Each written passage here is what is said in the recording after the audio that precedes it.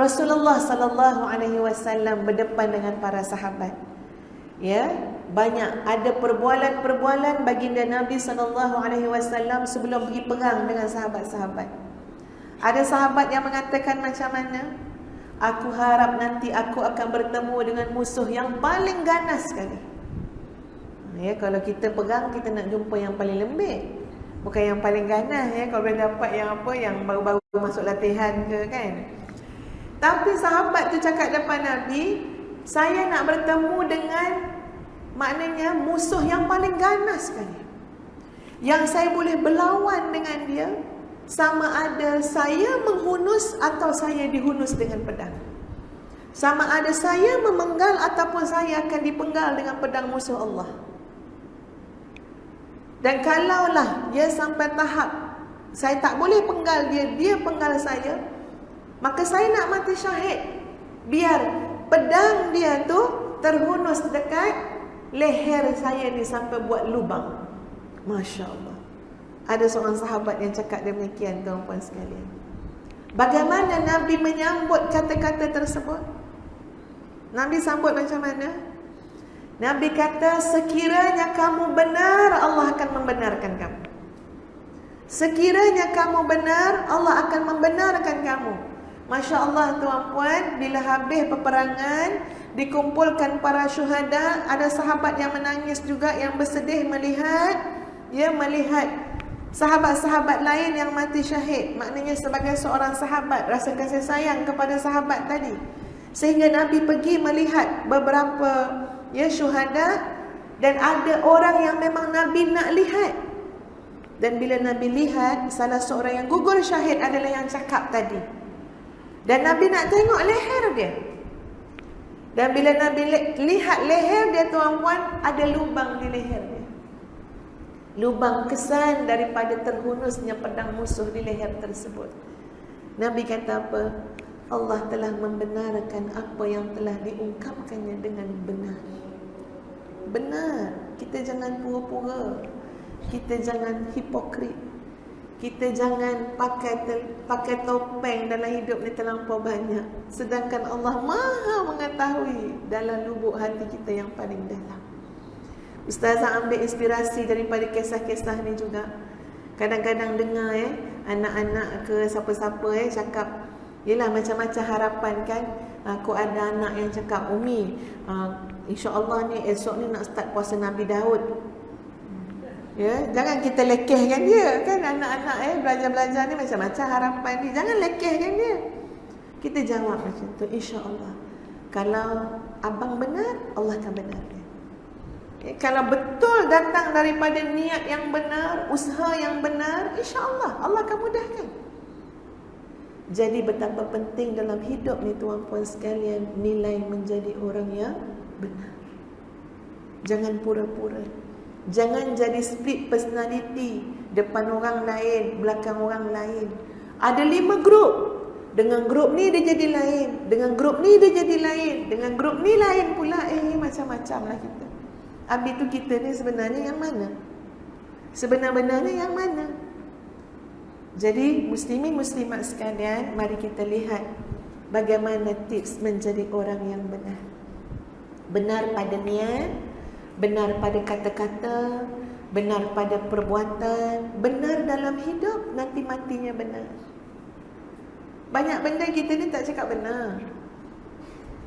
Inna salati wa nusuki wa mahyaya wa mamati lillahi rabbil alamin. Itu pengakuan lidah kita. Belum tentu amalan kita membenarkan apa yang kita cakap. Belum tentu niat kita membenarkan apa yang kita cakap. Seluruh kebenaran hidup kita ini nanti kita tengok waktu mati. Jadi mati adalah urusan yang sangat besar. Ya, tips yang pertama, muslimin muslimat sekalian, mempunyai guru mursyid yang mampu membuka mata hati. Mempunyai guru yang mampu membuka mata hati. Baik, Ustazah ulas sikit tentang ni. Guru yang diperlukan bukan sekadar guru yang alim ataupun pintar, tetapi guru yang mampu membuka tirai ataupun pagar hati kita yang pada asalnya gelap menjadi terang benderang. Guru seperti ini sangat jarang untuk didapati, namun kita perlu berjuang untuk mencari guru-guru yang seperti ini. Masya Allah. Muslimat, muslimin, al-adabu qabla al-ilm. Dalam belajar, ya, nak cari guru dalam belajar, adab lebih dulu sebelum ilmu. Guru-guru yang mursyid, muslimin muslimat sekalian, sangat menjaga nilai adab. Sebab kalau kita nak tengok bahawa ilmu yang kita ambil, yang kita dapat ni diaplikasikan, maka aplikasi itu pertama sekali akan dilihat pada adab seorang murid dengan guru tu sendiri. Nak amal yang lain-lain ni lambat lagi, jauh lagi ceritanya kan. Ni yang dekat ni apa dia? Seorang murid dengan guru, macam mana adab dia? Jadi subhanallah tuan-puan sekalian, nak cari guru yang boleh buka mata hati, guru yang mengajarkan kepada murid-muridnya adab-adab yang mulia dalam hidup, dan guru itu juga adalah guru yang menunjukkan adab-adab tersebut. Ni guru mursyid tuan-puan. Kat manalah nak cari guru mursyid ni? Wallahu a'lam. Pernah tak kita dalam banyak-banyak doa yang kita doa, wahai Allah, kurniakan aku guru yang mursyid ya Allah. Ya Allah, kurniakan aku guru yang boleh bimbing aku. Takut kita terlupa nak doa, main datang je kuliah. Ya, doanya tak doa, lupa nak doa. Ini Ustaz cakap ni bagi pihak ustazah tuan-puan. Ya Allah, tentang ustazah pun terlalai nak berdoa. Wahai Allah, kurniakan aku guru yang mursyid. Muslimin muslimat yang dikasihi sekalian, dalam bab adab ni kalau kita lihat pada Imam Syafi'i sendiri, ya, Imam Syafi'i tuan-puan pergi belajar bertahun-tahun, kemudian bila balik ke rumah tuan-puan sekalian, teruja nak jumpa mak, teruja nak beritahu mak apa yang belajar dan macam-macam pengalaman. Imam Syafi'i rahimahullah ketuk pintu rumah dengan kuat. Sebenarnya ketuk kuat tu dengan sebab apa? Keterujaan tadi. Ketuk kuat. Mak tu buka pintu, mak kata apa?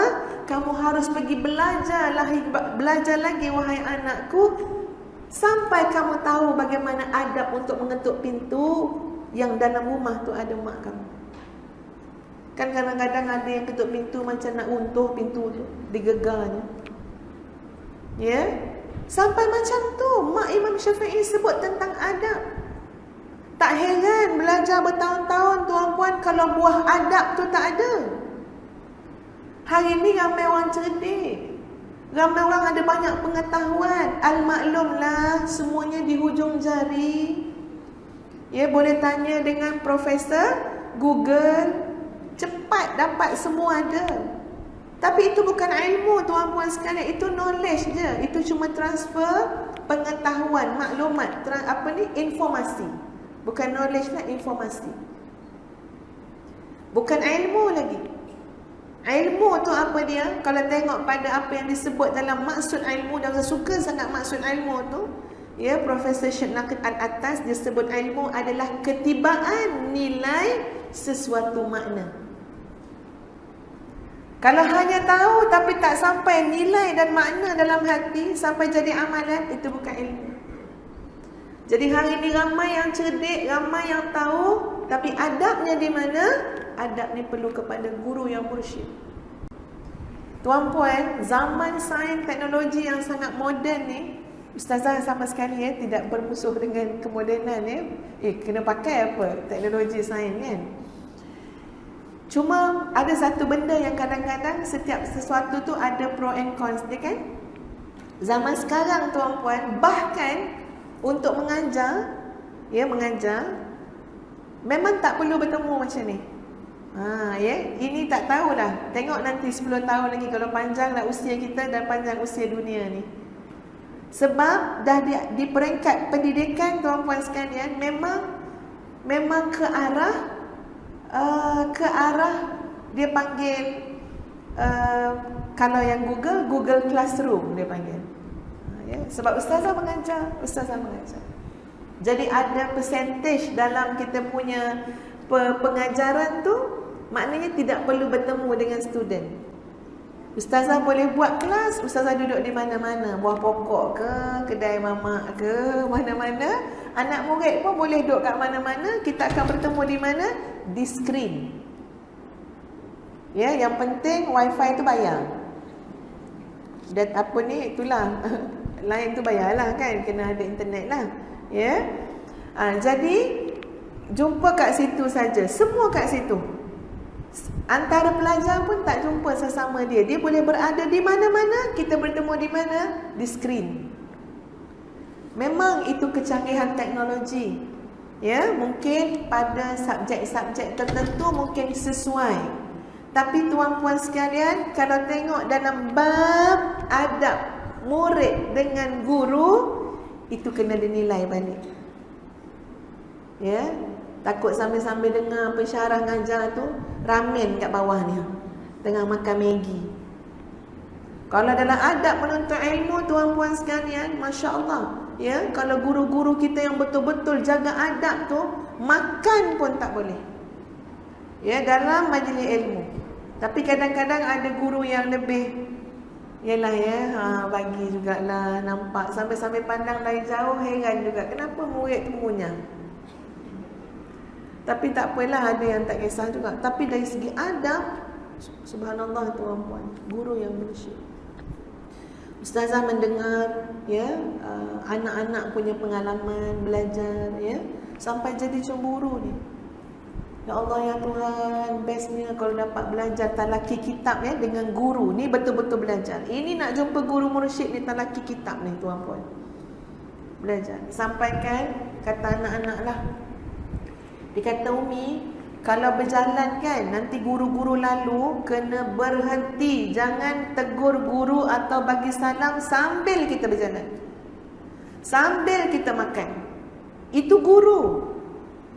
Dalam ni ada tuan-puan, dah tanda dah. Ya?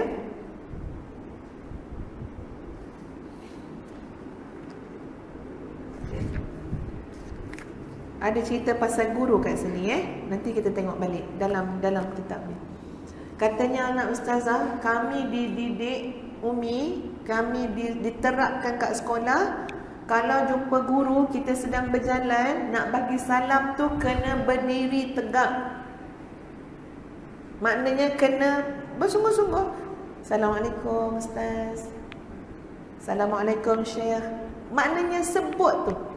Apa-apalah panggilan guru tu kan, kena berhenti. Kenapa?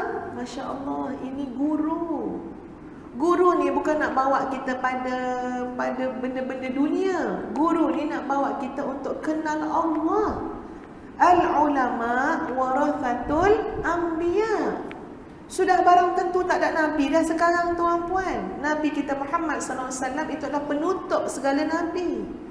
Jadi yang nak menyampaikan semua ilmu ni siapa dia? Al-ulama, orang-orang yang alim, takut kepada Allah. Itu ulama.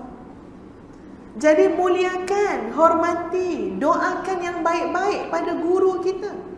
Anak ustazah, contoh, katalah tuan guru duduk di sini, anak ustazah kat sana, dalam halaqah-halaqah yang kecil.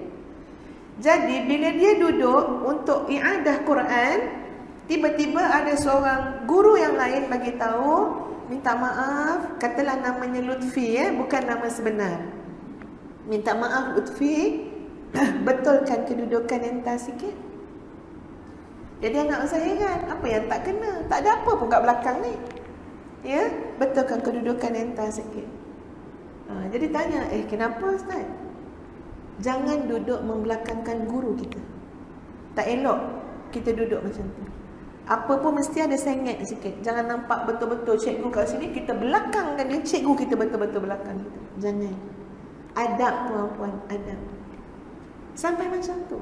Orang yang jaga adab dengan guru, insya-Allah dia akan rasa nikmat dan nilai setiap ilmu yang dia belajar. Kenapa kadang-kadang ilmu masuk dari kanan, keluar dari kiri?